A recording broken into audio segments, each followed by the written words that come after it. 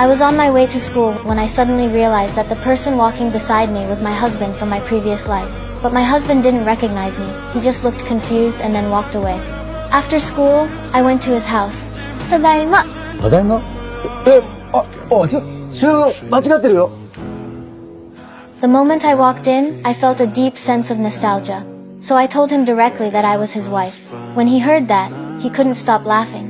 But before he could respond, I ran upstairs and rushed into my daughter's room. When she saw me, her first reaction was surprise and caution. I touched her and sighed at how much she had grown. Then I ran back downstairs and found my memorial photo in the living room. I was angry because I had so many beautiful photos, yet they chose such an ugly one. 私が死んだのが10年前。つまり、10年前に死んで、また生まれ変わった。はい。今日はいきなり思い出したんだよ。私、新島高江だって。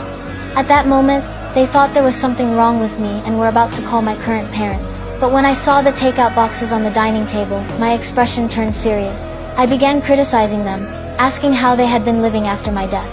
I told them that even if they ate takeout, they should put it on proper plates instead of eating straight from the boxes.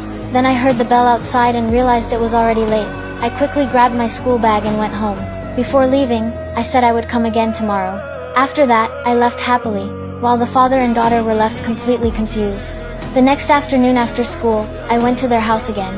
But this time no one was home. I squatted by the door, reached under the flower pot, and found the spare key. Then I went inside.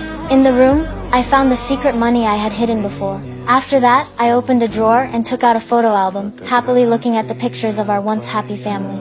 But when I turned to the last page, my hand stopped. Seeing that blank page, I realized that during the 10 years after my death, my daughter and husband had not been happy at all. So I decided I needed to do something for them.